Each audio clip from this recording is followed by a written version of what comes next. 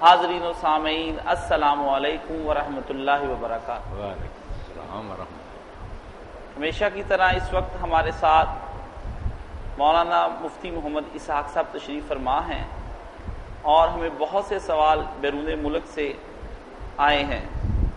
ان سوالات کے بارے میں یہ گزارش ہے کہ یہ سوالات جن کے اندر بعض تفرقے والی چیزیں ہیں ان کے بارے میں مولانا قطعاً کوئی جواب نہیں دیتے، بلکہ ان سوالات کو زیادہ اپریشیٹ کیا جاتا ہے جن سوالات کے اندر اتحاد یا کوئی فقہی مسئلہ یا کسی اچھی رائے تزکیہ نفس کے لیے دی گئی ہو اسے قبول کیا جاتا ہے۔ انشاءاللہ العزیز یہ ہمارا جو پروگرام ہے یہ اب اس کے بعد 14 نومبر کے بعد شائع ہوگا، کیونکہ مولانا صاحب اس وقت حج پر جا رہے ہیں۔ 4 اکتوبر کو مولانا صاحب انشاءاللہ العزیز مکہ میں ہوں گے، وہاں عزیزیہ کے مقام پر ایک ہوٹل ہے، وہاں مولانا رہائش اختیار کریں گے اور حرم شریف میں بھی انشاءاللہ ملاقات ہو سکتی ہے۔ اس کے بعد 11 سے لے کر 21 تاریخ تک مولانا صاحب مدینہ شریف میں ہوں گے، وہاں قیام فرمائیں گے اور یہ ملاقاتیں ہوٹل اور مسجد نبوی میں بھی ہو سکتی ہیں۔ احباب سے درخواست ہے جو وہاں پر موجود ہیں، ہم ان کو ایک نمبر جو اسی ویب سائٹ پر دے دیا جائے گا اس سے رابطہ کر لیں، انشاءاللہ العزیز ملاقات میں بھی آسانی ہوگی۔ اب پروگرام کا باقاعدہ آغاز کیا جاتا ہے۔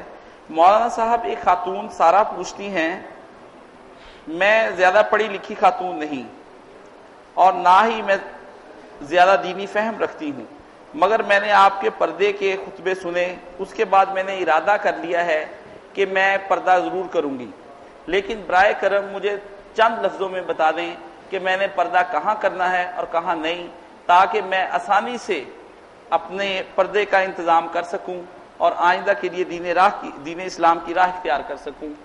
بہت آسان سی زبان میں سمجھا دیں اور مختصر سا بتا دیں۔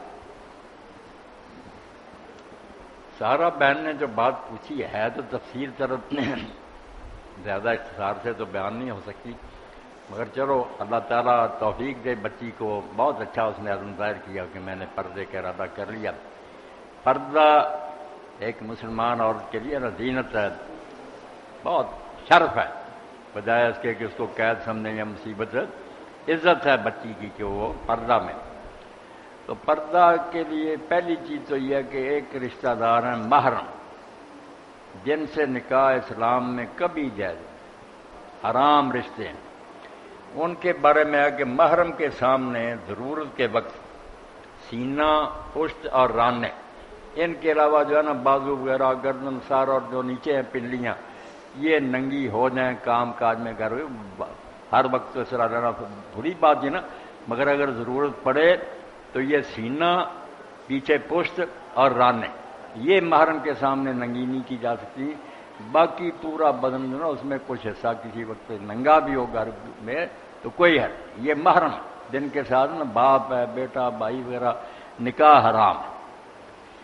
اس کے بعد دوسرا مرحلہ کہ پھر وہ محرم نہیں مگر ملنے والے قریبی رشتہ دار ہیں، گھروں میں آتے ہیں، یا کوئی دوست احباب بھی ایسے ہیں کہ گھر والا جو نا، جو اللہ نے پابندی لگائی کہ گھر میں اگر جانا ہو تو اجازت لو، اب گھر والے کا کام ہے، اس کو اللہ نے عقل اور سمجھ دی، دیکھے کہ یہ آدمی اس کردار کا ہے کہ اس کو میں اپنی سب سے قیمتی متاع، سب سے بڑا خزانہ میری عزت ہے، اس میں آنے کی اجازت دوں۔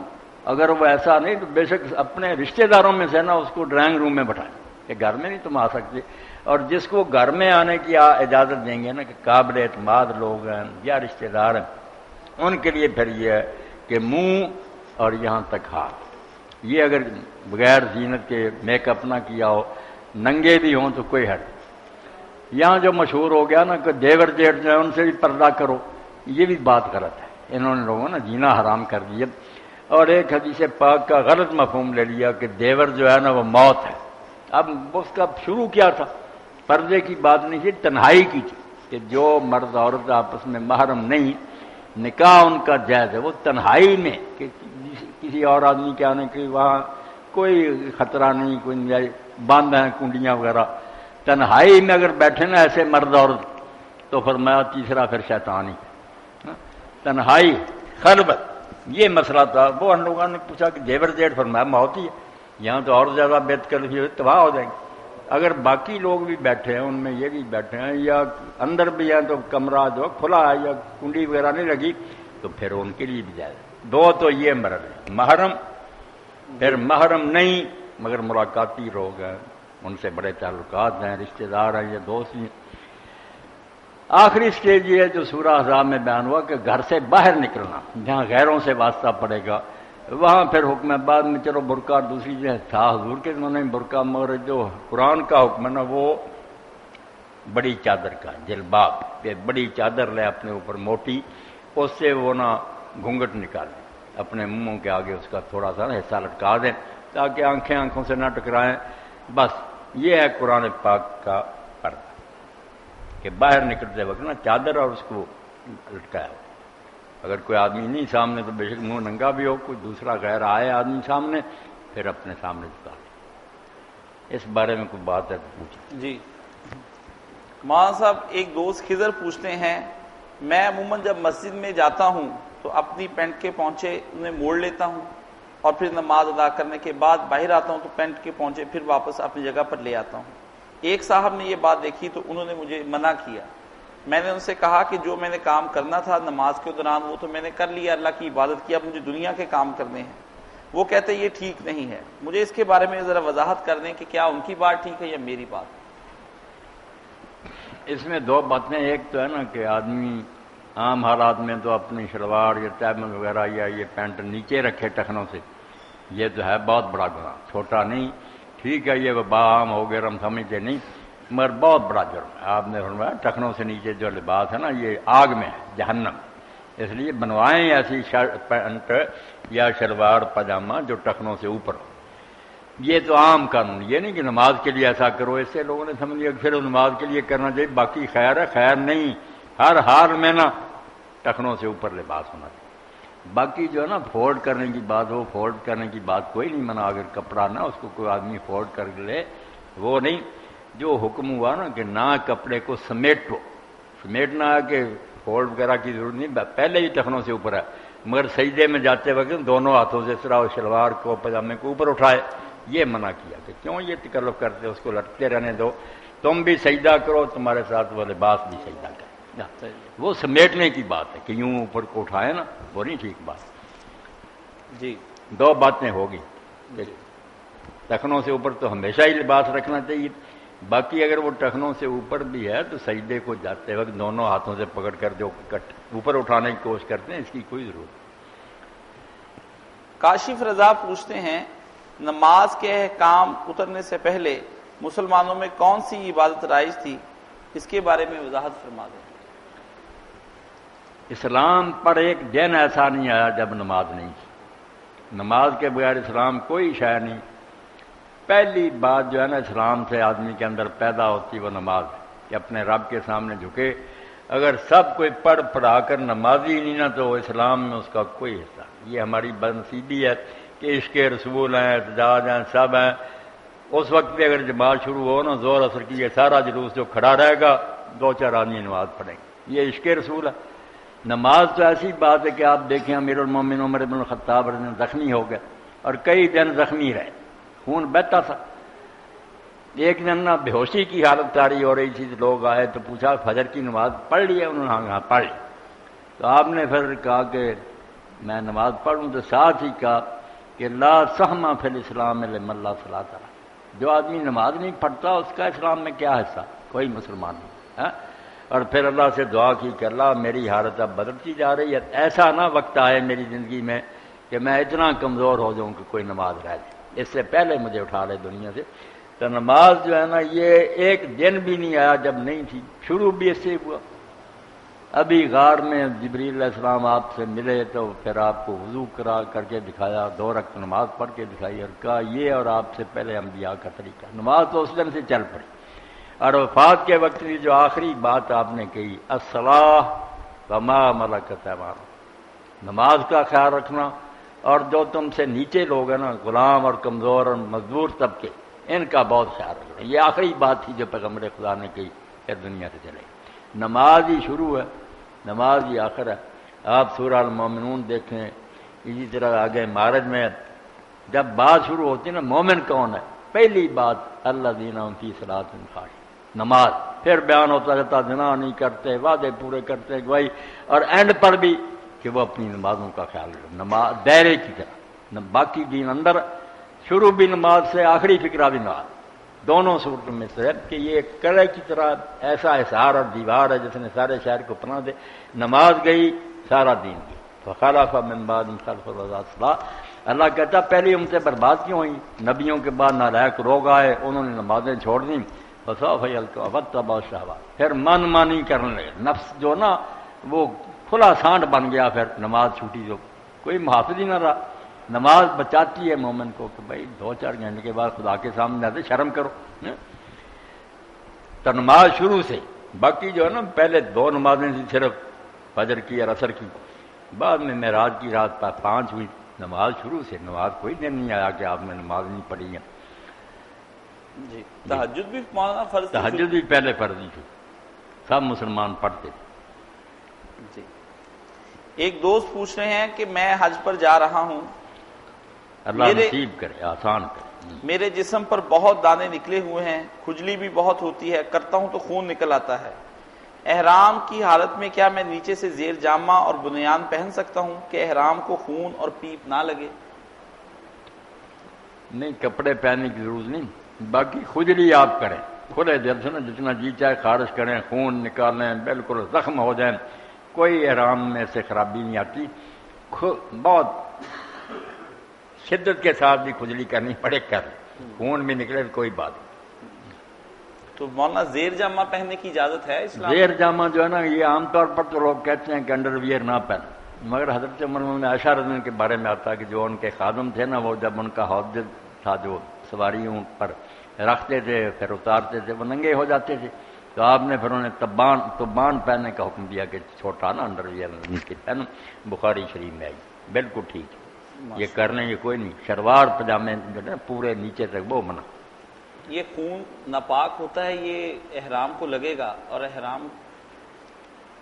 احرام اگر بدلنا بھی چاہیں نا ہم، کوئی چیز اس کو لگ گئی تو وہ اتار کرنا، یا کچھ کپڑے زائد بھی رکھنے چاہیے، یا ایک بھی ہو تو دھو کر اس کو خشک ہونے دیں پھر دوبارہ پہن لیں، کوئی نہیں. وہ چمٹ نہیں گئے. جو کہتے ہیں نا احرام باندھ لیے، ہم سمجھتے ہیں کہ کچھ کپڑے ہیں جو جسم کے ساتھ باندھ لی.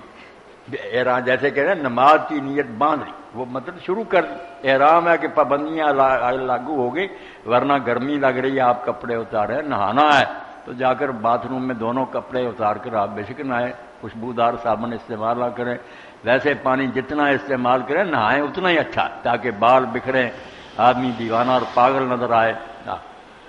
تیل وغیرہ نہیں لگانا. چاہیے ان 4 چادریں آدمی رکھیں نا، 2 پہنے 2 زائد بھی ہوں، بدلنی پڑے بدل لے.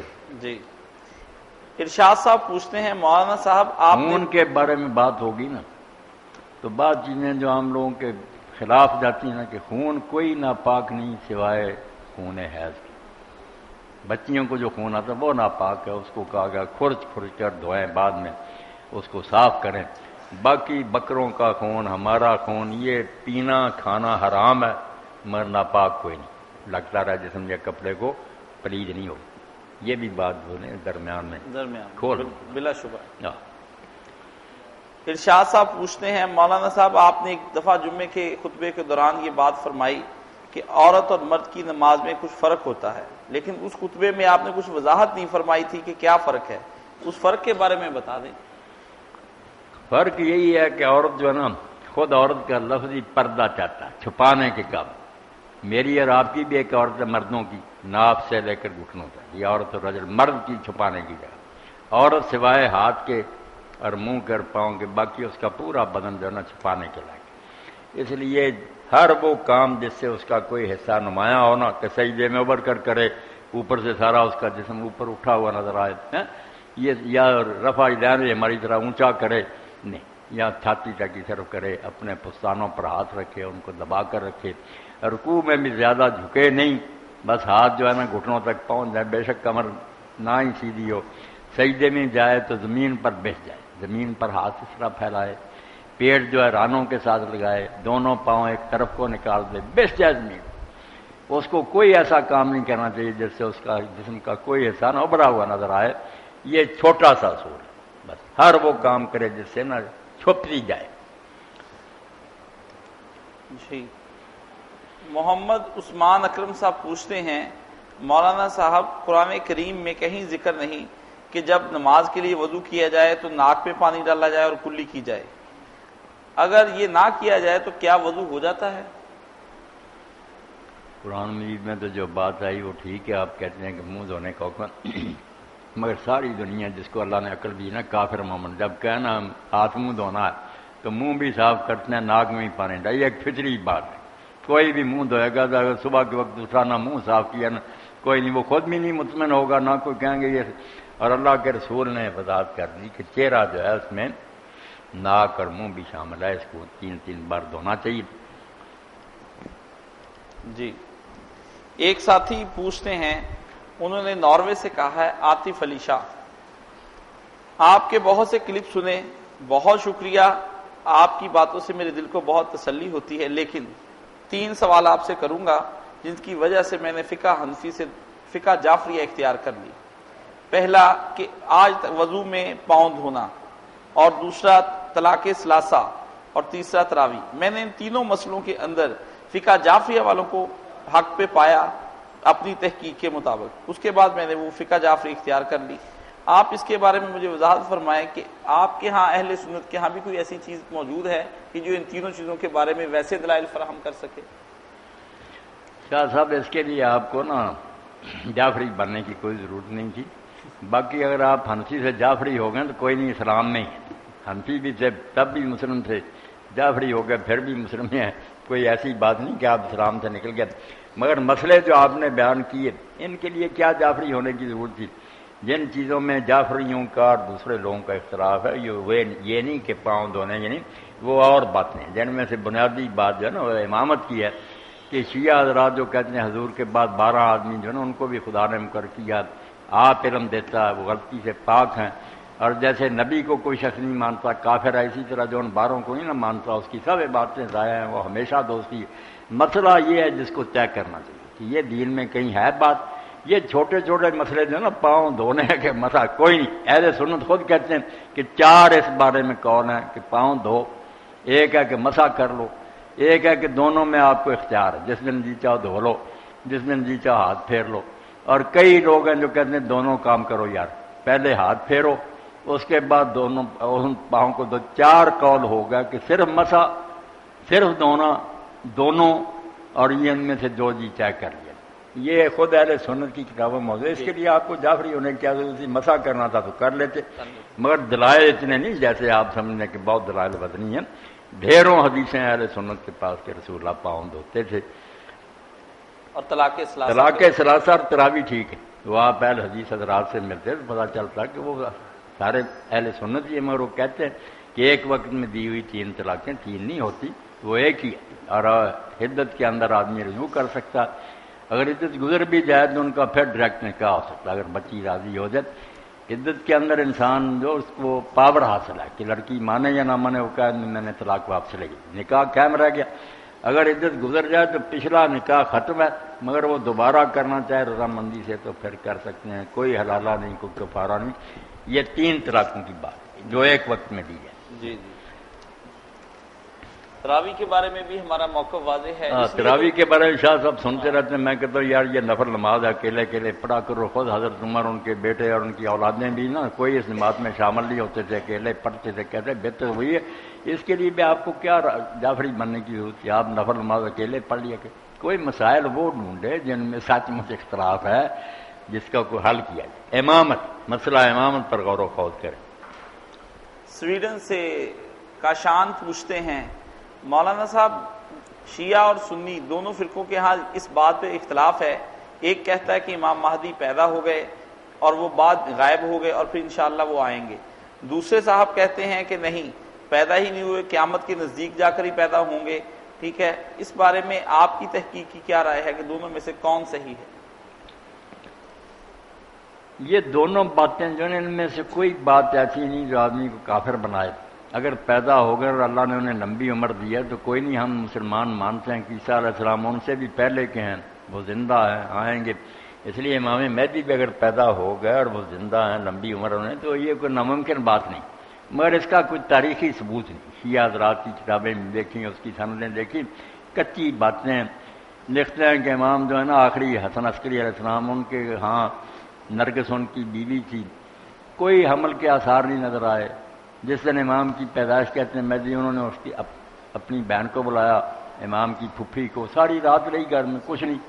جب فجر ہونے کا وقت قریب آیا تو نرگس کا پیٹ پھولا، پھر ایک بچہ پیدا ہوا۔ یہ ایک افسانہ جو کتابوں میں لکھتے ہیں، سند کمزور، یہ خود مانتے مجہول، کوئی ثبوت دے دے نا تاریخی کی پیدا ہو تو کوئی ایسی بڑی بات نہیں۔ ٹھیک ہے، اللہ لمبی عمر دے سکتا، اہل سنت کی بات ہی ٹھیک ہے، قریب قیامت کے نا پیدا ہوں گے، اس وقت اللہ تعالیٰ ان کی مدد کرے گا، اسلامی حکومت قائم ہوگی۔ جی مولانا صاحب، سائمہ پوچھتی ہیں کہ خواتین کو عموماً ایک بیماری لیکوریا کی لگتی ہے، آپ اس کے بارے میں وضاحت فرما دیں کہ اس بیماری کے دوران میں جو ڈسچارجنگ ہوتی رہتی ہے کیا اس سے وضو ٹوٹ جاتا ہے؟ نہیں، کوئی وضو نہیں۔ یہ جو ہے نا استحاضہ وغیرہ یہ بیماری ہو جاتی ہے، اس میں بے شک طواف کریں، نمازیں پڑھتی رہیں، روزے رکھیں۔ جو دن حیض کے تھے نا، بیمار ہونے سے پہلے جو پتا تھا کہ اتنے دن آیا کرتے تھے، تاریخیں معلوم ہیں یا نشانی سے کہ گاڑھا ہو، سیاہ رنگ کا ہو، وہ ہے حیض۔ باقی جو نا اس طرح کے داغ لگتے رہنا، یہ استحاضہ اور کوئی شے نہیں۔ اس میں نماز بھی پڑھے، قرآن پڑھے، خاوند بیوی بھی آپس میں ملے، سب حلال ہے، حیض کے ایام میں حرام۔ ایک اور خاتون پوچھتی ہیں کہ اگر ایک آدمی کسی سے دلی طور پر نفرت رکھتا ہے لیکن دنیا داری کی وجہ سے اس سے ملتا ہے، لوگ کہتے ہیں یہ منافقت ہے، چھوڑ دیں، یا اسے کٹ آف ہو جائیں یا اسے مکمل طور پر ملیں، یہ کوئی طریقہ کار نہیں ہے کہ آپ دلی تو نفرت رکھتے ہیں لیکن دنیا داری کے طور پر اس سے ملاقات بھی کرتے ہیں؟ دین کی روشنی میں وضاحت فرما دیں۔ میری بہن دیکھنا تو یہ ہے کہ دلی نفرت کس وجہ سے، اگر تو اس میں کوئی شرعی عیب ہے، برا آدمی تو نفرت کرنی چاہیے۔ باقی جو ہے نا ظاہر داری اور ملنا، اچھا سلوک آئے سے کو خوش آمدید کہنا، کھانا کھلانا، یہ کوئی منافق وغیرہ نہیں۔ خود رسول اللہ نے ایک شخص آیا اور لوگوں کو کہا کہ یہ بے ایمان آدمی آ رہا، اپنے قبیلے کا بدترین آدمی، مگر جب آیا تو بہت اچھا سلوک سے کیا۔ بعد میں لوگوں نے کہا کہ اللہ کے رسول آپ نے یہ پہلے فرمایا میں اس کی وجہ سے اپنے کردار کو خراب کروں، سلوک تو نیکی کرنا چاہیے، خبردار تمہیں کر دیا تھا بندہ خطرناک، تو برا ہے تو اس سے بے شک نفرت کریں، دل میں کرنی چاہیے، مگر ظاہری سلوک جو ہے نا سلام کہنا، کھانا جو مرکر کا، یہ نہیں قطع تعلق کرنا چاہیے۔ شاید آپ کے میل جوڑ کی وجہ سے کبھی ہدایتی ہو جائے، کٹ آف نہیں کرنا۔ جی ایک صاحب پوچھتے ہیں مولانا صاحب، میرے ایک دوست شیعہ بار بار اس بات پر مصر ہیں کہ حجۃ الوداع کے موقع پر نبی کریم صلی اللہ علیہ وسلم نے من کنت مولا فہذا علی مولا کے الفاظ کہے ہیں، لیکن میں نے کہیں خطبے میں نہیں پڑھے۔ آپ بتا دیں یہ الفاظ کس جگہ کے ہیں، کیا یہ خطبے کا حصہ تھے یا نہ؟ کون پوچھتا ہے؟ یہ ایک دوست ان کے کہتے ہیں، پوچھتے ہیں علماء کے آپس میں۔ ہاں علماء کہتے ہیں، لکھنے والے یہ بھی کہتے ہیں کہ آپ نے خطبہ حجۃ الوداع میں یہ بات کہی، مگر نہیں، یہ بات ٹھیک نہیں۔ ہمارے اہل سنت میں سے کچھ لوگ کہتے ہیں آپ نے کہا دو چیزیں چھوڑ رہا ہوں، اللہ کی کتاب ہے میری سنت ہے، وہ بھی نہیں خطبہ حجۃ الوداع میں، کہا دوسرے موقع پر۔ یہ من کن تو مولا ہو جو نا، یہ بھی وہاں نہیں فرمایا۔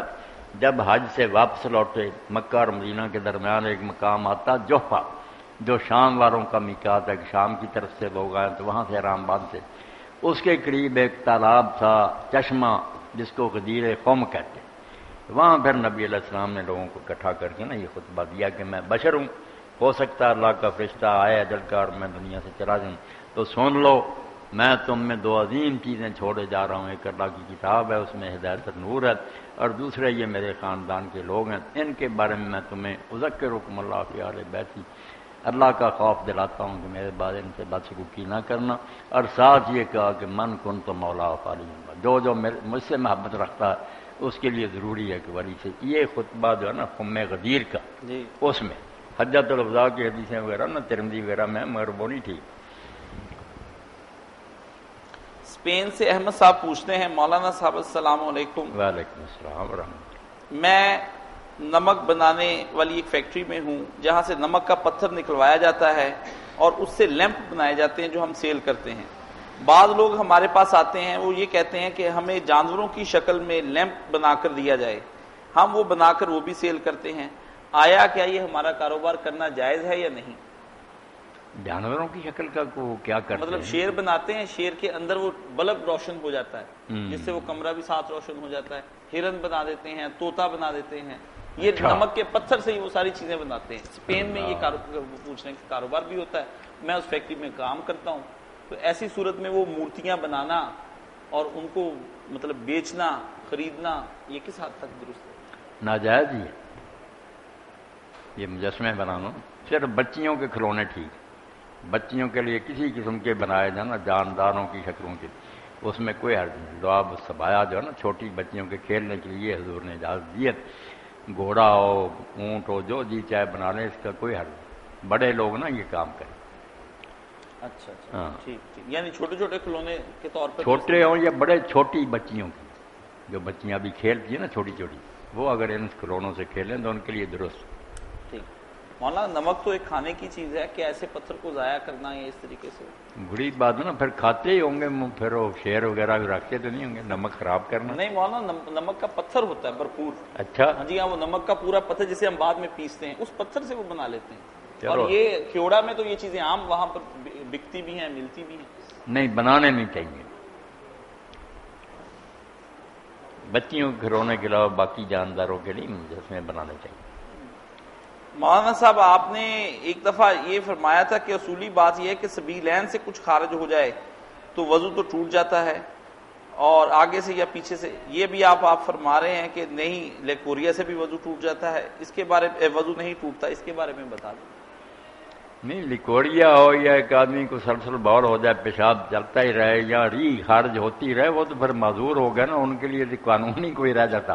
یہ تندرستوں کی بات، تندرست آدمی ہو تو اگلے اور پچھلے حصے سے کوئی چیز نکلے، ہوا ہو، پخانہ ہو، پیشاب، پھر وہ بیمار جو ہوتا ہے کسی کو یہ عذر ہی ہو گیا کہ پیشاب رکتا ہی نہیں، بار بار آتا، یا ہوا خارج ہوتی ہے، یہ بچیاں جن کو لیکوریا، یہ مستثری، ان کا عذر ہی ٹوٹتا، ٹھیک ہی ٹھیک، معذور ہو گئی۔ ایک خاتون پوچھتی ہیں کہ اگر عرفات سے واپسی کے بعد کسی اور عورت کو حیض شروع ہو جائے تو ایسی صورت میں اس کے جانے کا بھی وقت آ جائے تو وہ عورت کیا کرے؟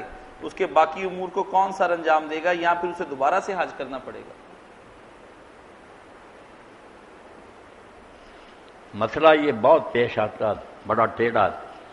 نبی علیہ السلام کے زمانہ میں تو چونکہ اپنی مرضی سے لوگ سفر کرتے تھے، رکنا چاہے رک سکتے، اس لیے جن کا پتہ چلا نا کہ ابھی انہوں نے طواف افاضہ نہیں کیا، مینا سے آ کر تو حیض آ گیا، تو پھر یہی کہا کہ رک جائے قافلہ کرنے کے بعد میں، مگر اب حالات کچھ ایسے ہو گئے، امام ابن قیم ہی جس دور میں انہوں نے کہا قافلے والے رکتے نہیں، کیا کرے وہ؟ 8 حال پھر بتائے، جن میں سے 2 جو ہے نا وہ پکے ہیں، جو اپنی جگہ کسی عورت کو کہہ دے کہ میرا طواف اور 2 رکعتیں پڑھ لے، صفا مروہ کی صحیح جو ہے نا وہ خود ہی کر لے، باقی سارے کام کرے طواف اور 2 رکعت نماز کے لیے نا، جیسے پورا حج بدل ہو جاتا نا دوسرے کی جگہ، اس کی جگہ صرف یہ بات جو وہ نہیں کر سکتی، طواف اور 2 رکعت، کسی کو کہہ دے کہ میری جگہ یہ کر، یعنی نائب بن کر کوئی اس کی نائب بن کر۔ تو اسی طرح مولانا کوئی خاتون کا نائب بن کر کنکریاں بھی مار سکتی؟ کنکریاں مار سکتے، کوشش تو کرنی چاہیے کہ وہ خود ہی مارے۔ ایک کنکریوں کے بارے میں اگر لوگ ایک بات ذہن میں رکھیں کہ اس کا وقت بہت لمبا ہے، مگر جو لوگ مناب پہنچتے سب کی یہی ہوتی ہے خواہش کہ جلدی فارغ، اس لیے رش میں گھس جاتے ہیں، نہ مار ہی سکتے ہیں، پہنچ ہی نہیں سکتے اس جگہ تک جہاں کنکریاں، پیچھے پھینک کر آ جاتے ہیں یا کئی ہلاک بھی ہو جاتے ہیں۔ لمبا وقت ہے، اگر آپ رش کو گزرنے دیں نا، عصر کے بعد جائیں، بلکہ عصر کے بعد بھی نہیں، مغرب کے بعد جائیں، تو آپ کو وہاں کوئی نہیں ملے گا، عورتیں بھی دیوار کے ساتھ لگ کے ماریں گے، صبر کر لیں ذرا، اگلی فجر تک وقت ہے۔ اس مسئلہ کا خیال رکھیں تو عورتیں اور بچے بھی مار سکتے ہیں، کوئی پریشانی نہیں آئے گی۔ مولانا صاحب بہت شکریہ، آپ نے سوالوں کے جواب دیے۔ اسی کے ساتھ ہم آج کا پروگرام ختم کرتے ہیں۔ وآخر دعوانا ان الحمدللہ رب العالمین۔ ماشاء اللہ۔